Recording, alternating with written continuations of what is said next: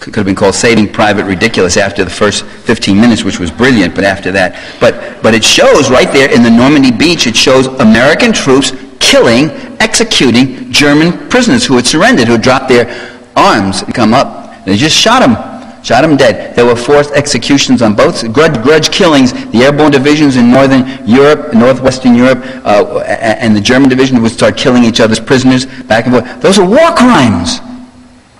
There it was right there on the big screen, by the way. Should we bomb Hollywood? Maybe. I don't know. Do you really trust U.S. leaders and the corporate-owned U.S. news media? I said to a friend of mine, the Serbian news source on the internet said that cluster bombs are being used. He said, oh, you trusting Serbian sources? I said, what sources are you trusting? You're trusting Bill Clinton's sources? Oh, well, Bill Clinton wouldn't lie to us, would he? Bill Clinton lied to us. It turns out they are using cluster bombs. It turns out they are using depleted uranium. Our own government now says it.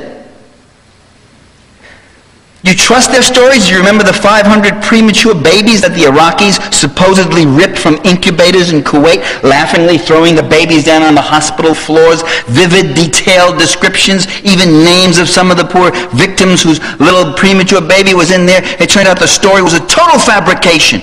500 premature babies in incubators.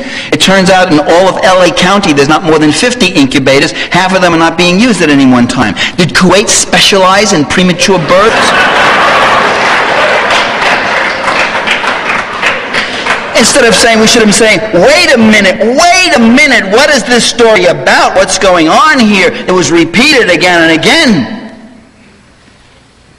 I don't know any war where rapes are not committed, which is not to dismiss such awful things as rapes.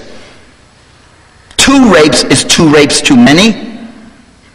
But the San Francisco Chronicle had a headline that said, rape, just 2 weeks ago, rape is an official Serb policy, Kosovo refugees say. Oh, they know about official policy. And you read down 2 columns, and finally you get the OSCE official says the rapes have only numbered in the dozens. Very few dozens, as a matter of fact. Very few dozens of rapes. That's not an official policy. Oh, if Bill Clinton is looking to stop very few dozens of rapes, well, that's a slow 2 months in Washington, D.C. He could start much closer to home. He could concentrate on Capitol Hill, as a matter of fact. Or even closer. It's so touching to see our leaders finally concerned about rape. It is so touching. But it's so odd that they've got to look so far away to go fight this crime. Go forth and rape, a Bosnian Serb commander was quoted throughout our media as saying an official policy. And the Bosnian Serb army, which numbers only about 30,000 men, numbered then, was accused of having raped from 25 to 100,000 Muslim women. There's an army that's involved in bitter, desperate military force. Again, we should have said, wait a minute, what's going on here? What are these stories about? The Serb commander's name was never found. They never produced who was the Serbian commander. They never were able to trace that. They traced it back to Ruta Finn, right? That special PR group that was so happy and boasts about how it has convinced much of the progressive community in America that there's genocide and ethnic cleansing and mass rape and all of this is going on. And when they were questioned about the unverifiable, unconfirmed nature of the reports, they said, our goal is public relations. We're not here to get confirmation. And we achieved our goal. There was the infamous Sarajevo market massacre. The Serbs were blamed for that, and that became the turning point. That's when NATO forces went in and attacked, and that's when you had the worst single act, let's say, so recently, of mass forced expulsion, and that was 600,000 Serbs between 1991-95, but especially in 95 from Krajina, 200,000 of them. The Bosnian Serb the Croatian Serb defenses were broken by NATO bombs and all that, and the Croatian army came through. 200,000 Serbs, those who could get away alive, left the country. It turns out that massacre in Sarajevo market, as the story was leaked out on French television, that the UN knew all along that it was Muslim extremists who had bombed the people in that marketplace.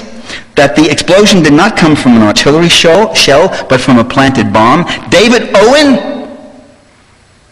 who worked as an international negotiator with Cyrus Vance, in his book, Balkan Odyssey, page 262, himself admits that the NATO powers knew all along it was a Muslim bomb and the Serbs did not commit that act. Kosovo, when the KLA took over, the casualties of a year fighting, which had been 800, both sides, counting both sides, including Serbian police, including Albanians who didn't want to go along with the KLA. The KLA sources took it over. It jumped suddenly to 2,000. When we called the San Francisco Chronicle bureau chief, we said, how did it jump from 800 to 2,000 in one day? He said, we don't know. Some of our eyebrows went up too now. Okay, but it's 2,000. Let's take that number. 2,000 casualties in over a year of fighting. That's not genocide. That's a civil war. A limited one.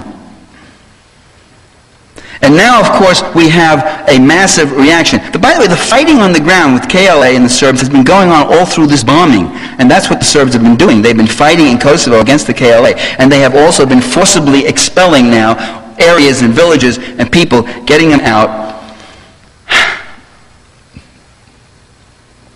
No doubt with atrocities being committed, especially among the paramilitaries.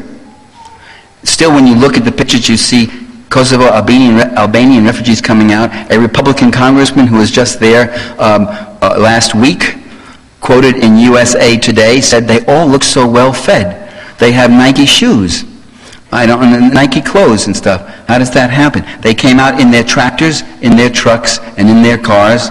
These people should not have been driven from their villages. Let me point out something about the ethnic cleansing. In 1945, the non-Albanian population of Kosovo was about 50%. Between 1945 and 1998, Albanians were coming across the border in substantial numbers. Serbs were being driven off their lands and off their farms. There were repeated requests by Serbians to Tito, who himself was a Croatian, and these went unheeded. The shift came by 1998, 1999, the Albanian population in Kosovo was about 75%, although the media keeps reporting 90%. The other 25% was made up of about 250,000 Serbs, about 100,000 Romani, or we call gypsies, and the others being Turks, Macedonians, Montenegrins, and a variety of other peoples. We also see how the leader of the country is demonized when he is targeted by U.S. policy. Gaddafi of Libya, whose actual sin was to nationalize the oil industry in Libya and begin to take the earnings from it and spend it on the people in column B, on things like reforestation and health and education and clinics, rather than giving it all to the people in column A. Gaddafi, a Hitlerite megalomaniac, a pathological liar. Libya is now the object of sanctions. Noriega of Panama, a swamp rat, one of the world's worst drug thieves and scums. That was Peter Jennings on ABC said that one. I'm quoting Dan Rather's Peter Jennings, Tom Brokaw here, a Hitlerite admirer. Saddam Hussein, the butcher of Baghdad, a madman, a beast, worse than Hitler.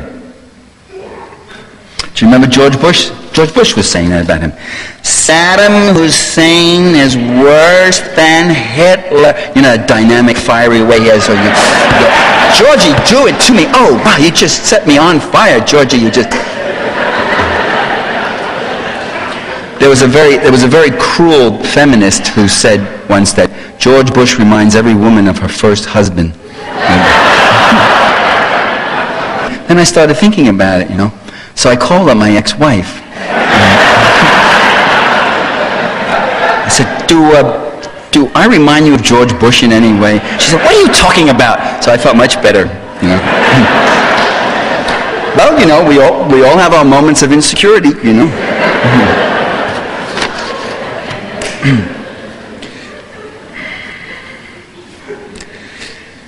Now we have Milosevic, described as a new Hitler by Bill Clinton. Called him a new Hitler. Bill Clinton learns his lessons well.